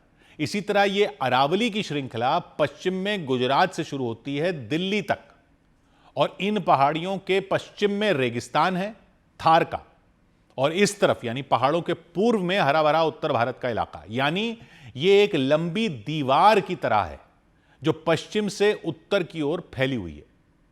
ये पहाड़ियां बहुत ऊंची नहीं है, लेकिन बहुत मजबूत और पुरानी है, और ये पहाड़ियां अपने आप में हरी भरी हैं, पेड़ पौधों से भरी हुई हैं, और कई जानवरों का घर है। अलवर के पास सरिस्का के जंगल जो हैं वो भी इन पहाड़ियों में हैं, जहां बाघ भी पाए जाते हैं। जबकि रेगिस्तान वो जगह होती है जहां बहुत कम पानी बरसता है, जमीन सूखी है, रेतीली होती है, पेड़ पौधे बहुत कम उगते हैं। भारत में थार रेगिस्तान है जो राजस्थान में बहुत बड़ा रेगिस्तान है, जहां रेत के टीले हैं, गर्म हवाएं चलती हैं, जीवन मुश्किल होता है। तो अगर हम पेड़ काटते रहें, पानी का दुरुपयोग करें या जमीन को नुकसान पहुंचाएं, तो अच्छी खेती वाली जमीन भी रेतीली और बंजर हो सकती है। तो ये जो पहाड़ हैं अरावली के, वो थार रेगिस्तान की रेत और गर्म हवाओं के खिलाफ एक प्राकृतिक दीवार का काम करते हैं। थार रेगिस्तान पश्चिम में है और अरावली की पहाड़ियां उसके पूर्व में खड़ी हैं। हवाएं दो तरफ से आती हैं। अरावली की पहाड़ियां दो तरफ से रेगिस्तान को फैलने, दो तरीके से एक्चुअली रेगिस्तान को फैलने से रोकती हैं, क्योंकि दो तरह की हवाएं आती हैं। एक जो गर्म हवाएं उधर से आ रही हैं रेगिस्तान की तरफ से, उसमें थार का रेगिस्तान है, आगे बलूचिस्तान है, आगे ईरान है, उधर पूरा है। और एक जो दक्षिण से आती हैं उनमें अरब सागर से, वो मानसून वाली हवाएं होती हैं। तो पानी वाली हवाएं भी ये रोकती हैं, और वो जो गर्म हवाएं हैं रेतीली, वो भी उधर से रोकती हैं। जब रेगिस्तान से तेज हवाएं आती हैं जो रेत और धूल उड़ाकर लाती हैं, तो अरावली की पहाड़ियां उन हवाओं को रोक देती हैं। इन पहाड़ियों की ऊंचाई और इनके जंगल हवा की गति को कम कर देते हैं और रेत को आगे नहीं जाने देते। इससे उत्तर भारत की उपजाऊ भूमि सुरक्षित रहती है। अगर अरावली की पहाड़ियां ना होती तो थार रेगिस्तान दिल्ली तक फैल जाता, ये माना जाता है, और गंगा यमुना की जमीन भी रेतीली हो जाती। जैसे आपके घर के सामने एक बड़ा पेड़ हो तो वो तेज हवा से आपके घर को बचाता है, वैसे ही अरावली श्रृंखला उत्तर भारत को बचाती है, क्योंकि थार रेगिस्तान से हर साल धूल भरी आंधियां आती हैं। ये आंधियां रेत को उड़ा कर ले आती हैं। ये हवा चलती है पश्चिम से पूर्व की ओर। ये गर्म वाली हवा की बात है। ये गर्म रेत वाली हवा क्या अपने आप बंद हो जाती है? कैसे रुक जाती है? वहां हवा की ताकत अपने आप कमजोर नहीं पड़ती कि वो इस तरफ नहीं आती। वो विशेषज्ञ बताते हैं कि असल में अरावली की पहाड़ियां और उनके जंगल इस रेत को पकड़ लेते हैं। जंगल की जड़ें जमीन को मजबूत बनाती हैं ताकि रेत न फैले। इससे बारिश का पानी भी पहाड़ियों में रुकता है और जमीन के अंदर चला जाता है, जिससे भूजल यानी जमीन के नीचे का पानी भी बढ़ जाता है। भूजल मतलब कुओं और ट्यूबवेलों का पानी। अगर अरावली की पहाड़ियां न होती तो दिल्ली एनसीआर में धूल के तूफान रोज आ सकते थे, गर्मी भी ज्यादा होती, पानी की कमी हो जाती। इसलिए वैज्ञानिक कहते हैं कि अरावली श्रृंखला थार रेगिस्तान को पूर्व की ओर फैलने से रोकती है और इससे उत्तर भारत की जलवायु संतुलित रहती है। पहाड़ियां बहुत पुरानी हैं, मतलब दुनिया की सबसे पुरानी पर्वत श्रृंखलाओं में एक मानी जाती हैं। कहते हैं कि करोड़ों साल पहले बनी थी, जब भारत की जमीन अलग थी और भारत की प्लेट यूरोप और एशिया की यूरेशिया जो प्लेट है, यानी वैज्ञानिक कहते हैं कि भारतीय प्लेट और यूरेशियन प्लेट के टकराव से ही बनी। पुराने समय में अरावली में खनिज बहुत थे, जैसे तांबा, जिंक, संगमरमर बहुत। राजस्थान के किले अरावली पर बने थे क्योंकि ये मजबूत थी और इतिहास में भी ये रेगिस्तान को रोकती रही है। इसलिए प्राचीन काल से लोग यहां रहते थे, क्योंकि अरावली सिर्फ रेगिस्तान रोकने वाली नहीं है, ये कई नदियों का स्रोत भी है। चंबल नदी, साबरमती, लूनी नदी, ये नदियां पानी लाती हैं, खेती को मदद करती हैं। यहाँ कई तरह के पेड़ पौधे हैं, कई जानवर हैं, तेंदुए हैं, लोमड़ियां हैं, कई तरह के पक्षी हैं। सरकार ने भी इसे माना था और अरावली ग्रीन वॉल प्रोजेक्ट शुरू किया गया था। इस प्रोजेक्ट में 5 किलोमीटर चौड़ी हरी पट्टी बनाई जानी, 5 किलोमीटर चौड़ी हरी पट्टी, ताकि रेगिस्तान को रोका जाए। लेकिन अब क्या हुआ है कि सुप्रीम कोर्ट ने अरावली की नई परिभाषा स्वीकार की। अब केवल 100 मीटर या उससे ऊंची पहाड़ियां अरावली मानी जाएंगी। इससे पहले अलग अलग राज्यों में अलग नियम थे। कोर्ट ने कहा कि नई माइनिंग के ठेके नहीं दिए जाएंगे जब तक सस्टेनेबल माइनिंग प्लान नहीं बनता। सरकार कहती है कि इससे 90% अरावली श्रृंखला सुरक्षित रहेगी। सरकार का यह तर्क है कि केवल 0.19%, 0.2% क्षेत्र में ही माइनिंग हो सकती है इस फैसले के बाद, वो भी नियमों से। लेकिन पर्यावरण कार्यकर्ता विरोध कर रहे हैं। वो कहते हैं कि 100 मीटर से नीचे पहाड़ियां भी महत्वपूर्ण हैं क्योंकि वो रेत को रोकती हैं। अगर उनमें माइनिंग हुई तो ये जो दीवार है जिससे रेगिस्तान रुका हुआ है फैलने से, ये दीवार कमजोर हो जाएगी और रेगिस्तान फैल जाएगा। दलील दी जाती है कि हरियाणा में पहले से माइनिंग से पहाड़ियां गायब हो गई, वहां जमीन में पानी कम हो गया। मतलब तर्क यह दिया जा रहा है कि अगर अरावली की छोटी वाली पहाड़ियां काट दी गई, छोटी वाली भी काट दी गई, तो जैसे दीवार में गैप हो जाएगा, रेत उस गैप से इस तरफ आ जाएगी। इसके अलावा एक और बहुत बड़ा खतरा बताया जा रहा है, वो है इस इलाके में अगर पहाड़ियां ना हो तो बारिश कम हो सकती है, क्योंकि एक तो ये हुई गर्म हवाएं जो उधर रेगिस्तान की तरफ से आ रही हैं, और मानसून वाली हवाएं जो नीचे से आती हैं अरब सागर से। उसके लिए समझना होगा कि बारिश होती कैसे है। जब नमी लिए हुए हवाएं ऊपर उठती हैं तो ठंडी होती हैं, उनमें बादल बनते हैं और बूंदों वाले, और बारिश हो जाती है। नमी वाली हवा आती है, ऊपर उठती है, बारिश हो जाती है। तो भारत में देखिए कहां कहां बारिश होती है। मानसून की हवाएं जो दक्षिण पश्चिम से आती हैं समुद्र के ऊपर से, वो समुद्र के पानी की नमी लेकर उत्तर की ओर आती हैं। वेस्टर्न घाट की जो पहाड़ियां हैं केरल से महाराष्ट्र तक, उनसे टकराती हैं, ऊपर उठती हैं और ठंडी होकर बूंदों वाले बादल बनाती हैं, तभी तो बारिश होती है। उधर उत्तर पूर्व में मेघालय और उस तरफ जो पूर्वोत्तर के राज्य हैं, उधर भी पहाड़ियों से टकराकर हवाएं ऊपर उठती हैं, बारिश होती है। यानी नमी वाली हवाओं के रास्ते में जहां जहां पहाड़ियां आती हैं वहां उनको ऊपर उठना पड़ता है। ऊपर उठते ही ये ठंडी होकर बारिश करवा देती है। ऐसे ही इधर दक्षिण पश्चिम में अरब सागर के तट से बारिश करते हुए ये मानसून की हवाएं उत्तर की तरफ आती हैं, तो अरावली की पहाड़ियों से टकराती हैं, तो उन्हें ऊपर की ओर उठना पड़ता है। इस इलाके में बारिश हो जाती है। अरावली की पूर्वी और दक्षिणी ढलानों पर, जैसे अलवर, सीकर, जयपुर, उदयपुर, राजसमंद, भीलवाड़ा, इस इलाके में वहां बारिश ज्यादा होती है। उदयपुर और माउंट आबू के आसपास हर साल 80 से 100 सेंटीमीटर तक बारिश होती है, जबकि आसपास के मैदानी इलाकों में 40-50 सेंटीमीटर की बारिश होती है। उसके आसपास के इलाके में उससे कम होती है। जबकि अरावली की पश्चिमी ढलान जो थार रेगिस्तान की ओर है, वहां पर बारिश कम होती है क्योंकि वहां हवाएं पहले ही नमी छोड़ चुकी होती हैं इस इलाके में। इसलिए अरावली श्रृंखला राजस्थान में एक तरह की बारिश की डिवाइडर बन जाती है। एक तरफ यानी पूर्व में हरा भरा इलाका, दूसरी तरफ यानी पश्चिम में रेगिस्तान। यानी अरावली के कारण राजस्थान के पूर्वी हिस्से में अच्छी बारिश होती है, जिससे गंगा यमुना के इलाके तक मानसून की हवाएं नमी लेकर जाती हैं। तो अगर अरावली की पहाड़ियां नहीं होंगी तो मानसून की नमी वाली हवाएं बिना रुके सीधे उत्तर भारत तक चली जाएंगी, क्योंकि अगला पहाड़ सिर्फ सीधा हिमालय का पड़ेगा, रास्ते में कोई पहाड़ नहीं आएगा, और उत्तर भारत के इस पूरे मैदानी इलाके को हवाएं क्रॉस करके आगे निकल जाएंगी बिना बारिश करवाए। वैज्ञानिक अध्ययनों के अनुसार अरावली की वजह से उत्तर भारत में औसतन 10 से 20% ज्यादा बारिश होती है, अरावली की वजह से। खासकर हरियाणा, दिल्ली, पश्चिमी उत्तर प्रदेश, पूर्वी राजस्थान में अरावली की वजह से बारिश होती है। तो विशेषज्ञों का मानना है कि अगर अरावली की ऊंचाई कम हो जाएगी या जंगल नष्ट हो जाएंगे तो मानसून की हवाएं ऊपर कम उठेंगी, बारिश कम होगी, यानी राजस्थान के पूर्वी हिस्से में सूखा बढ़ जाएगा, जिससे भूजल का स्तर गिर सकता है, नदियां कम पानी लेंगी, उत्तर भारत में पानी की कमी होने की भी आशंका हो सकती है। और इसके साथ ही थार रेगिस्तान से आने वाली गर्म सूखी हवाएं ज्यादा तेजी से उत्तर की ओर आएंगी। तो एक तो वो गर्म हवाएं आ रही हैं, इधर मानसून की हवाएं भी नहीं रुकेंगी, वो भी आगे निकल जाएंगी। तो उधर से जो गर्म हवाएं आ रही हैं उससे धूल के तूफान बढ़ेंगे, तापमान बढ़ेगा। यानी दो तरीकों से अरावली की पहाड़ियां रेगिस्तान को फैलने से रोकती हैं, रेत की गर्म हवाएं रोककर और मानसून की हवा को ऊपर उठाकर बारिश करवाकर। इसलिए इतनी हाय तौबा मची है कि इन पहाड़ियों में माइनिंग मत होने दो, नहीं तो खदानें खोदने वाले पहाड़ियों को काटकर सपाट कर देंगे और रेगिस्तान राजस्थान के पश्चिम से फैलकर दिल्ली तक आ जाएगा। जबकि प्रशासन का कहना है कि 100 मीटर तक की पहाड़ियों में माइनिंग की इजाजत देने से यह इतने कम इलाके में होगा कि फर्क ही नहीं पड़ेगा। अरावली की दीवार प्रशासन के मुताबिक मजबूत रहेगी, जबकि विरोध करने वालों का कहना है कि दीवार में सुराख भले ही छोटा हो, लेकिन छेद हो जाए तो दीवार दीवार नहीं रहती। 100 बात की एक बात। इधर शुभमन गिल, अभिषेक शर्मा और अर्शदीप सिंह विजय हजारे ट्रॉफी में खेलेंगे।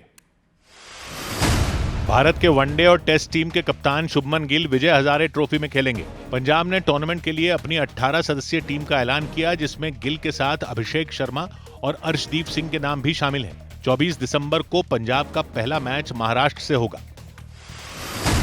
न्यूजीलैंड ने वेस्टइंडीज को तीसरे टेस्ट मैच में 323 रन से हरा दिया। इस जीत के साथ न्यूजीलैंड टीम ने 3 मैचों की टेस्ट सीरीज भी 2-0 से अपने नाम कर ली और वर्ल्ड टेस्ट चैंपियनशिप की पॉइंट टेबल में दूसरे स्थान पर पहुंच गई। आंध्र प्रदेश के विशाखापट्टनम में भारतीय महिला क्रिकेट टीम की खिलाड़ियों ने श्री वराहलक्ष्मी नरसिम्हा स्वामी मंदिर में पूजा अर्चना की। टीम की सभी सदस्य सुबह मंदिर पहुंची और भगवान से आशीर्वाद लिया। उधर पश्चिम बंगाल के मुर्शिदाबाद में टीएमसी से निकाले गए विधायक हुमायूं कबीर ने अपनी नई पार्टी लॉन्च कर दी। उन्होंने मुर्शिदाबाद में 6 दिसंबर को बाबरी मस्जिद की नींव रखी थी। इसके बाद टीएमसी ने उन्हें पार्टी से निकाल दिया था। इस बीच हुमायूं कबीर ने नई राजनीतिक पार्टी बना ली। उन्होंने अपनी पार्टी का नाम जनता उन्नयन पार्टी रखा। मुर्शिदाबाद के बेलडांगा में एक जनसभा का आयोजन किया गया और वहां उन्होंने जनता उन्नयन पार्टी के गठन का औपचारिक ऐलान किया। सारे बंगाल में मुर्शिदाबाद तो मेरा खास ताल्लुक है, ये मेरा जन्म का भिटा है। कुछ चमक नहीं है, आम आदमी के लिए काम करने का ऐलान करेगी। हुमायूं कबीर ने बंगाल में अगले साल होने वाले चुनाव में सभी 294 विधानसभा सीटों पर चुनाव लड़ने का दावा किया। इस दौरान उन्होंने पश्चिम बंगाल की मुख्यमंत्री ममता बनर्जी पर निशाना साधा।